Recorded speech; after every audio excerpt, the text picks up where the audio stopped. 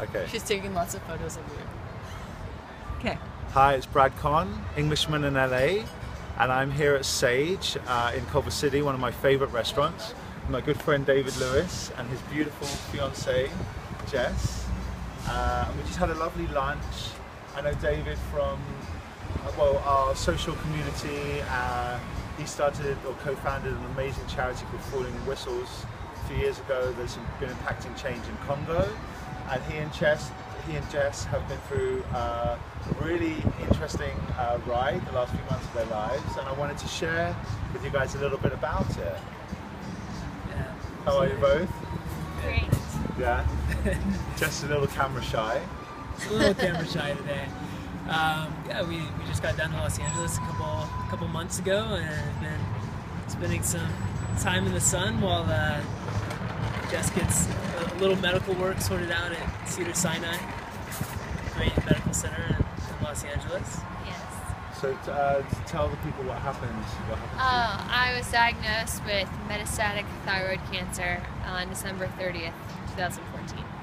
And I'm still undergoing and waiting to figure out how my treatment will end, or if it ends or if it doesn't end. I'm not really sure just yet. So it's been a long road, and the discovery and challenges have been a many. And so I found your reaction to the news and your situation very empowered and unique. So maybe you could just tell people what happened when you heard the news and what caused you guys to act in the way you did. When we found out that I was sick, I was at work, and I just kind of told my boss at work that I was leaving. The day was over. It was at like 11:30. I was in San Francisco, so I just left, drove home, and I didn't call David. I just like silently drove home, and then I put on some like Beastie Boys and Rage Against the Machine, and just jammed out really hard the whole way home, and was like, oh, I can't believe this is happening. You get extra points for that, by the way. That's cool. And then I got home, and I walked in the door, and David was just kind of standing there like, it's 2 o'clock at this point. Why are you home so early from work? Because he was working from home. And I told him what happened, and within like 4 or 5 days, we decided we were going to LA. We were going to go see this great surgeon at Cedars-Sinai. And then we also decided that we were going to start this blog about real-time living with cancer to try to help us understand and process what was going on.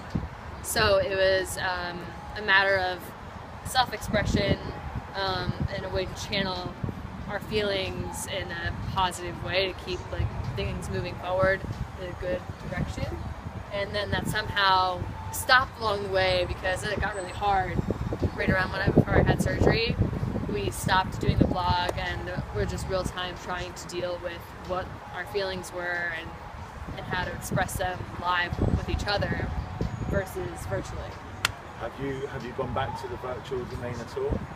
No, we haven't, but we have everything like backlogged and kind of on a time frame. So there is information there to go back and write it. It just wouldn't be live anymore. So it would be the story of, which is okay too, but that wasn't the original. Absolutely. idea. I mean, my understanding was it's a very powerful resource for people and for yourselves. You know, as you said, a way to really process what you're dealing with, and for people to have as a reference. So, what can you let people know how they can find it online? Yeah, online. It's mostly on Facebook and on Medium. Yeah, we have a Medium channel called Journey Through Cancer, where you can find some of the resources. And for us, I mean, just from the very get-go, Justin mentioned this, but we got the call sort of in I guess not the afternoon, but a little later in the day on our 5-year anniversary of being cancer-free. It's like a big moment, so we celebrated in the morning, and then in the afternoon got the news that there's some more challenges ahead. And I think one of the toughest parts, at least for me as a supporter, has been understanding the process of emotionally dealing with this and how to set up a support network. And I mean, there's just an overwhelming amount of information out there about cancer and medical research and treatment and whatnot, but more than that, it was just confusing to figure out, you know, how can I be there for her, and like what's the cycle of grieving, and you know, it's day 2 and she's really angry about things. Is that good? And should I support that anger, or should I like try to channel our energies in a different direction? And so for us, it's been a learning experience, and I think whenever you go into a new learning experience, there's an opportunity to collect resources, both for yourselves and also to share with other people. You know, if you move to a new city and you're learning the transportation and the restaurants and the neighborhoods and how the town works, you know, go through that one time and collect all the resources. And when you have a friend that moves to town, share that. Sure, share the love, right? When, you know, when your love gets cancer, collect the resources, share that with other people, because there's always going to be other people going through the same situation or a similar situation. And these days, you know, I think 90% of the data in the world has been created in the last 2 years. And so there's a lot of information out there, of all different kinds, no matter what you're going through. But being able to sort through it and find what's appropriate for you can be more challenging, to find it compiled in like a relevant way.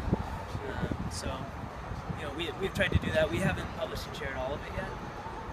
Well, I hope you do in due course, because you know you're, as being a friend and being here for the journey as much as I can be with you guys. It's been incredibly inspiring, and I've wanted to support you, but I've also been hugely inspired by how you guys have dealt with everything.